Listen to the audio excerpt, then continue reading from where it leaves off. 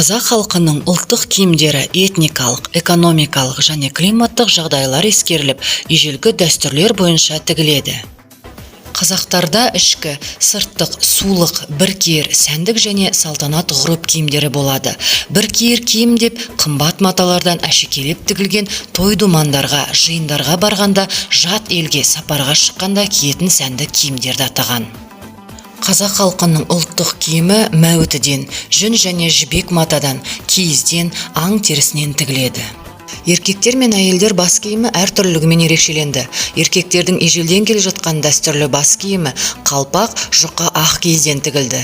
Бұлардың ақ киізден төбесі биік етіліп жасалғаны ақ қалпақ, ал жалпақ күнқағары жоғары бүктеліп қайырылғаны айыр қалпақ деп аталды. Көктем мен күзде қазақтар дөңгелек пішінді, төбесі биік міндетті түрде аң терісімен жиектелген бөрік киген. Қазақтар құланның, ақбөкеннің, жолбарыстың, жанаттың, бұлғынның, сусардың, ақ тышқанның терілерін ерекше қымбат бағалайды. Бұл аңдардың терілерінен тондар тігілді. Астарында құнды аң терісі салынған тон ішік деп аталды.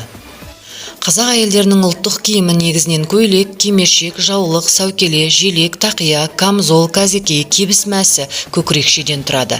Әшекей ажар жағынан 4 топқа арналып тігіледі. Олар қыз киімдері, келіншек киімдері, орта жастағы әйелдер мен бәйбішелердің киімдері. Қыз киімдері кеуделері тар, қынамалы, жаға, жең, кеудесі өңірі кестелі, әшекейлі келсе, жас ұлғайған сайын неғұрлым етекті, кең, мол қаусырмалы бола түседі.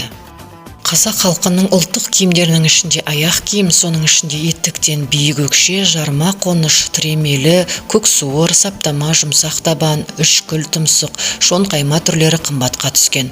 Қазақтың киіз үйі тәрбиенің көзі. Ерте заманнан бүгінгі күнге дейін қадір-қасиетін жоймай келе жатқан қазақтың қолөнер бұйымдарын болашақ ұрпаққа аманаттап үйрету басты парызымыз.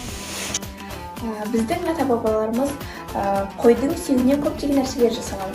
Қазір менің қолымда қойдың жілігінен жасалған біз.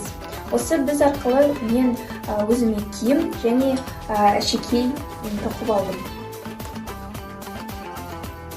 Еңбек сабағында біз әртүрлі тоқымалар тоқимыз. Біз материалдарға түрлі әшекейлер қосып үйрендік. Мен жазға осындай тақия тоқып, оған мынандай әшекейлер қоспақшымын.